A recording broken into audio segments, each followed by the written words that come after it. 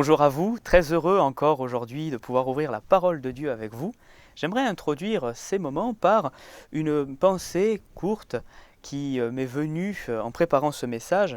C'est quelque chose qui s'est passé il y a plusieurs années. Il y a une étude qui avait été réalisée il y a quelques années et qui montrait que les enfants résolvaient des problèmes mathématiques, et pas forcément mathématiques, plus facilement que les adultes.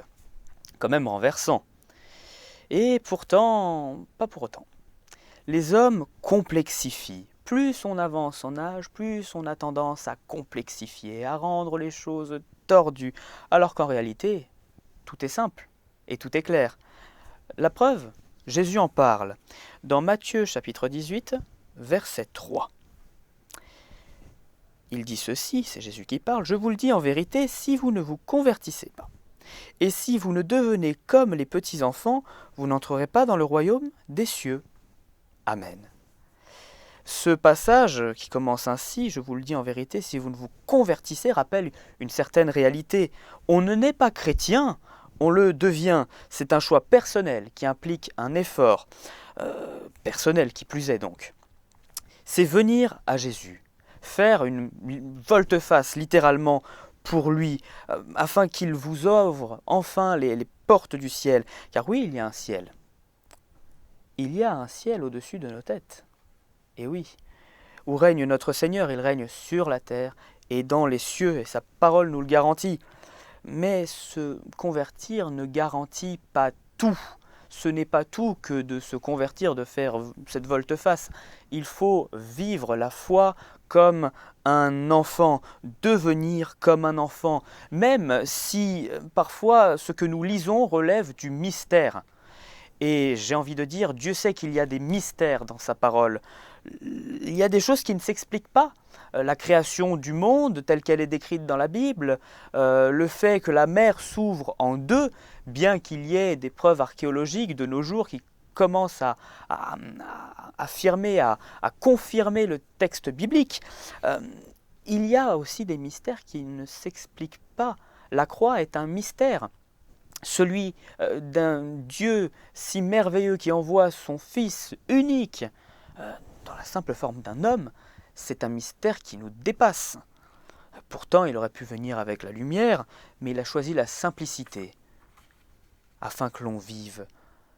L'homme, et c'est son propre, veut rationaliser. Parfois, ce n'est pas la peine.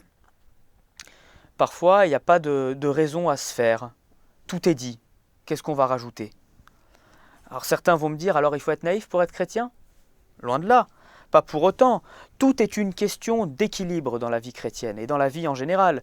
Si on commence à basculer dans du tout naïf, tout est tout beau tout rose, c'est pas la réalité. La vie chrétienne est parfois semée d'embûches, mais nous, chrétiens, avons une espérance et elle se trouve en Jésus. Nos pensées peuvent être fortes, notre raisonnement peut être fort, tout en étant simple, avec la simplicité d'un enfant. Il est clair que Dieu a choisi les choses les plus folles de ce monde pour confondre les plus sages. Et j'ai envie de dire tant mieux. Alors soyons simples. Venons simplement à Jésus. Gardons son message à cœur. Venez à lui avec simplicité. Ça ne sert à rien, comme diraient certains, d'en faire des montagnes quand on peut venir humblement à lui, quand on doit venir humblement à lui. Laissons nos doutes à ses pieds et venons tels que nous sommes pour qu'il puisse nous transformer encore mieux. J'aimerais prier pour vous.